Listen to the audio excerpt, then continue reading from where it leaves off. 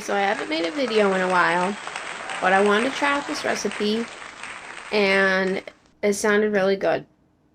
Well, it's my own variation of a recipe. So I had gotten this Almond Breeze banana milk.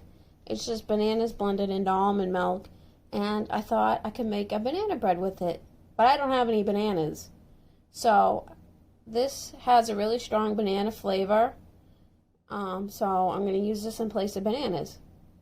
So my thinking is I'll use this as the milk substitute, and then I will use applesauce as a banana substitute. And it will equal out to the right liquid measurements and everything. And hopefully it will taste good. We'll see. Okay, so as my egg replacement in this recipe, I'm using flaxseed, so you want to measure that out first. So it's 2 tablespoons of flaxseed and 5 tablespoons of water. You mix it together and you let it sit for like 10 minutes till it gets nice and thick. And mine's already getting thick, so that's how you want it. So you want to do that first. Then we're going to get all our wet ingredients and our dry ingredients, and we'll start. Also, make sure one of the first things you do is preheat your oven to 350. Grab your clean loaf pan and just spray it with some spray or butter it or whatever you do. This is a vegan recipe, so you can use coconut oil or whatever, or even parchment paper. First, coffee. Come on. Oat milk. You want a bowl for your wet and a bowl for your dry, and a spatula. So for our wet ingredients, our banana replacement, or you could use a banana, which it would call for 2 large overripe bananas. I'm using a cup of applesauce. To the applesauce, you want to add vegan melted butter. I use Earth Balance, so you want 1/3 cup. And you want to make sure it's cooled, and you can also use oil or coconut oil, but it's got to be liquid, so melted. And again, Earth Balance is vegan, and that's what I use because it works well with baking.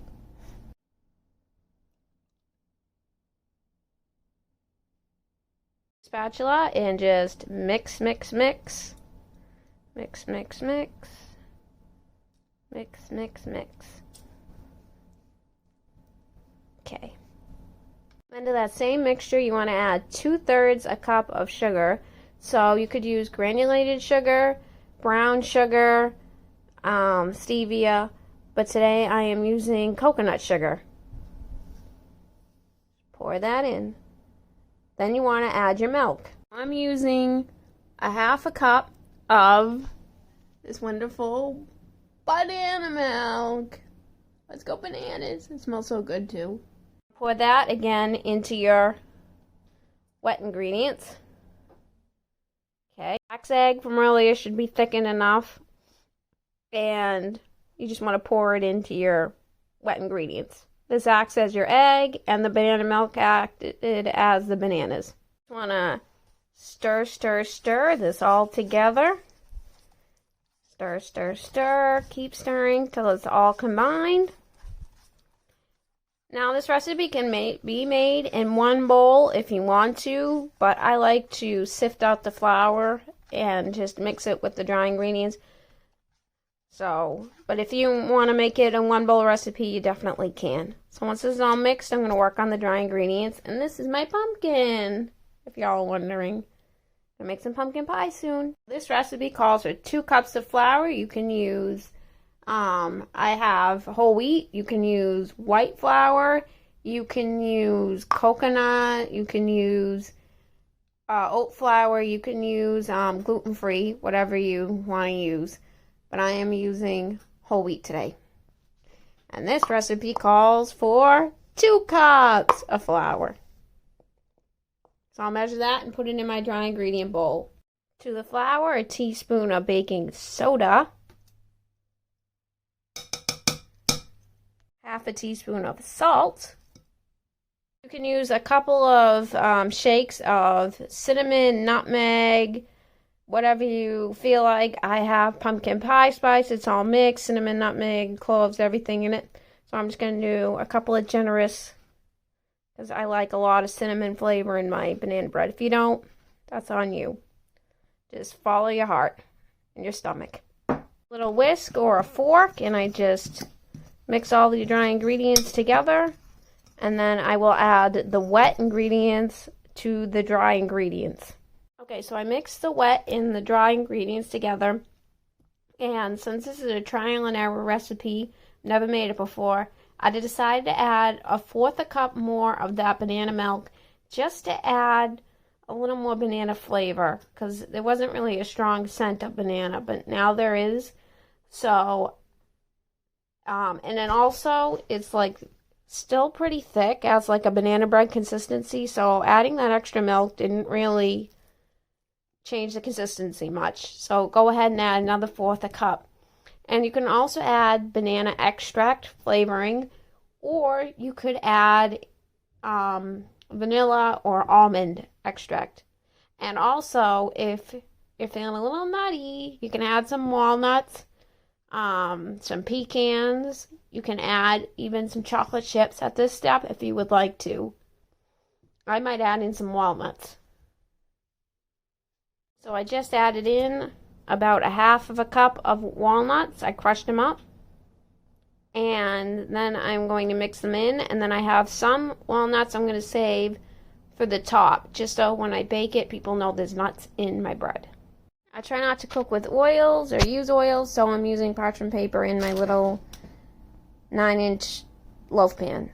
So it should look like this. Sorry if the lighting isn't very good when you put it in your loaf pan. And then you want to put it in the oven for 50 to 60 minutes. And once a toothpick inserted in the center comes out clean and it's browned enough on the top, then you take it out and you let it cool for a little bit and you enjoy it.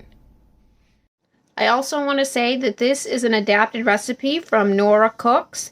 This is her banana bread recipe. I can link that down below. But I just substituted a few of the ingredients and kind of made it my own. That's what I do with most of my recipes. So, yeah. We will see how it looks when it comes out, and I will do a final taste test. Also, another thing I want to say is that if I say 50 to 60 minutes, I would put it on for 50 minutes. You always want to put it on for a lower time, and then just check it, and if it needs more time, you can add more time, but you just don't want to put on for 60 minutes and for it to burn. So my bread is done. It took about 70 minutes. I originally put it on for 50, but it needed the extra time, so I gave it to it. And now it's cooled for about 15 minutes, and I'm going to cut a piece and try it and give you a taste test. This is what it looks like. So this is what it looks like when it's all cut. I'll show you this. Now let's try a piece.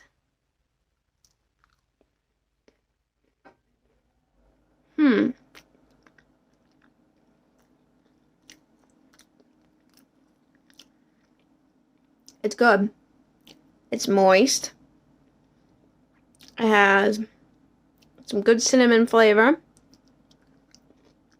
The nuts add a good crunch. Let me try another piece. The banana flavor is subtle. So if you like a banana bread, it's not too banana-y, then this is good. I can even taste a little bit of the applesauce. So it's kind of like a banana applesauce bread. I'd say 10 out of 10. Must try again. And next time, I'm not just going to use the banana milk. I'm going to use bananas. And I think that would add real good flavor. But overall, worth a try.